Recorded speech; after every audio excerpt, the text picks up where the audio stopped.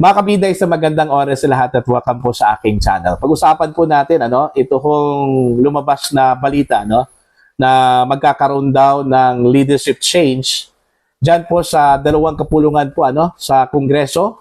Ito hong House of Representatives at ito pong Senado, mga kabida, pagbukas mismo ng 20th Congress ngayong July 1, 2025. Itong balitang ito ay lumabas po sa Facebook page po, mga kabida, ng The Philippine Star. Actually, posted po ito 6 hours ago.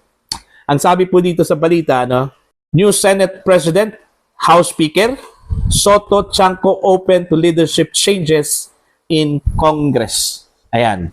Okay? Now, ito po yung balita. Babasahin ko lang po, mga kabida, at saka magre-react ko tayo. Ano pa? Both returning Senator Vicente Soto III and Navotas Representative Toby Chanco confirmed discussions about possible leadership changes at the Senate and the House of Representatives. Amid the weak showing of the administration candidates in the midterm elections, reports are swirling about possible leadership changes in the two chambers of Congress. Incoming Senator Vicente Soto III, on his 5th term in the Senate, he would be willing to return as Senate President if he gets the majority vote of 13 senators. In a Zoom interview with reporters on Friday, May 16, Soto said 3 to 4 senators talked to him and asked him if he would be willing to return his previous post in the incoming 20th Congress. Ang sabi po ni Soto po dito, mga kabida, if I have the numbers, I will accept. They are saying their peers are ready to support me. I said if we have 13 votes, I will accept, Soto said. At the House of Representatives, those occupying leadership posts denied any looming change. But Navotas Representative Toby Chanco, campaign manager of the Alianza, said a gathering was called by Speaker Martin Romualdez amid the rumored leadership change. Chanco told Storycon on One News that several congressmen asked him if they should attend the meeting and sign statements of support for Romualdez, cousin of President Marcos. Soto served as Senate President from 2018 to 2022. He had served at the Senate under different Congresses in 1992 to 2004 and 2010 to 2022. Ayan. So, meron pong pag-uusap, okay, dito ho sa possible leadership change yan po sa Senado at saka dito ho sa House of Representatives. Kung maalala po ninyo, meron pong nag-leak, mga kabida, na dokumento na sinasabi ho na mula daw sa Malacanang. At itong dokumento na ito, meron pong nakalagay po doon, kung saan po ay sinuggest, pinopose po, mga kabida, ni DILG Secretary John Vic Rimulya, di umano, na palitan na po ito hong si Speaker Martin Romualdez po, mga kabida. Matapos pong bumagsak yung trust at saka performance ratings ni Pangulong Ferdinand Bongbong Marcos. Now, ito po ay dininay ng Malacanang at coincidence na meron pong ganito hong usapan na pagbabago ho sa leadership po, mga kabida, ng both houses, itong House of Representatives at ito pong Senate. Okay? Now, hindi lang po si Soto ang possible contender dyan po sa Senate, Meron pong lumabas na pangalan, ito hong newcomer po, na si Senator-elect Rodante Marcoleta, mga kabida. Kasi sinasabi hong mas bagay daw si Marcoleta sa posisyon na yon bilang Senate President kasi siya po ay isang trial lawyer. Okay? Kaysa dito ho kay Senator Tito Soto, although naging Senate President na po ito, mga kabida, meron na pong experience, pero iba daw yung isang lawyer na magdadala ho, magtitimon daw mga kabida sa Senado. Ano? Now, ito po yung isang bagay na ang makakaalam lang po dito at magdedesisyon po mga kabida, ito hong bagong Senado at bagong House of Representatives. Alright?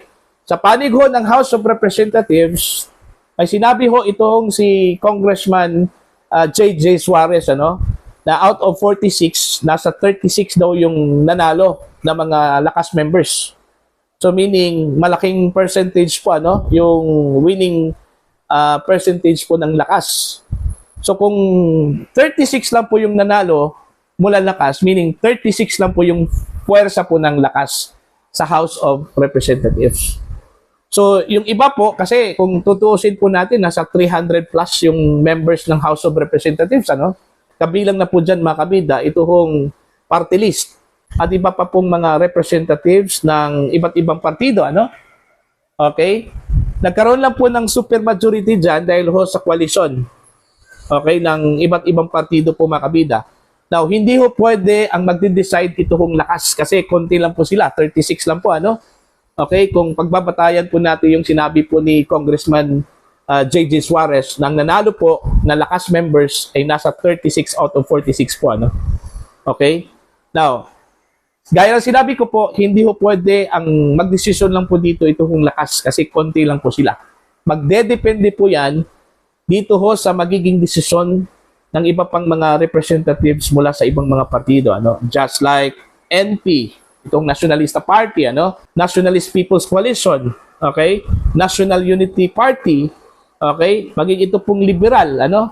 PDP Laban, mga kabida. Now, kung magdidesisyon ito hong mga partido, ano? Outside dito ho sa lakas, okay? At yung kanila pong desisyon ay suportahan po itong panukalang si Congressman Toby Chanco yung magiging speaker. Patay.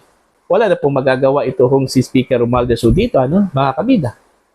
Okay? Kasi po, yun nga eh. Ang sinabi po na isa po sa mga nakapabagsak daw kay PBBM, ito hong si Speaker Romualdez daw mga kabida, no?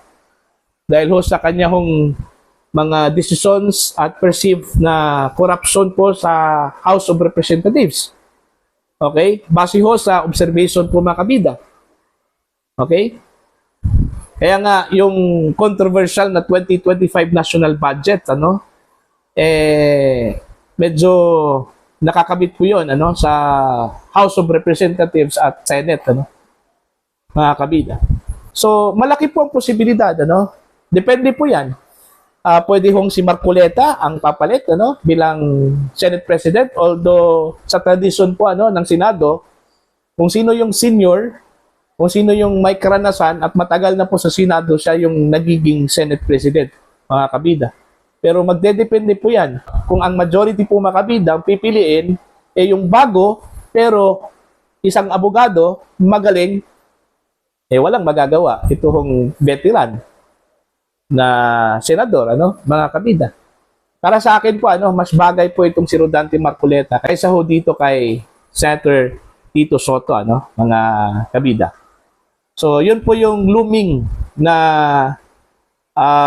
possible candidates bilang Senate President dyan po sa Senate, ano. Sa House of Representatives, ito hong si Congressman Toby Chanco. At hindi la po simpleng congressman, ano, ito hong si Toby Chanco po mga kabida. Maliban po sa pagiging campaign manager po, ano, ng Alyansa para sa Bagong Pilipinas, siya po ay cousin-in-law ni Pangulo Ferdinand Bongbong Marcos sa side daw ng asawa po, ano, ni Congressman Toby Chanco po mga kabida. So pareho pa sila ni Speaker Romualdez at Toby Chanco na mayroong relasyon, ano, sa Pangulo po mga kabida. So magdedepende na po yan mga kabida kung sino po yung pipiliin at bigyan ho ng blessing, ano, ni Pangulong Ferdinand Bongbong Marcos dyan po sa House of Representatives. Pero dyan po sa Senado, tila wala hong control dyan si Presidente Bongbong Marcos dyan, mga kabida. No? Kasi ho, parang dominado yan ng mga oposisyon, mga kabida. Kung titingnan po natin yung composition po, ano, ng Senate ito hong bagong panalong mga senador at dito ho sa old members of the Senate na magtatapos yung kanila pong termino ngayong 2028. Okay? So abangan na lang po natin yan by July 1 kung meron bang pagbabago sa leadership po ng Senado at saka House of Representatives. Ano? Dalawang contender dyan po sa Senado. Ito hong si Rodante Marcoleta at Tito Soto, while sa House of Representatives, magbanggaan po itong si Speaker Martin Romualdez at ito hong si Congressman Toby Sangco.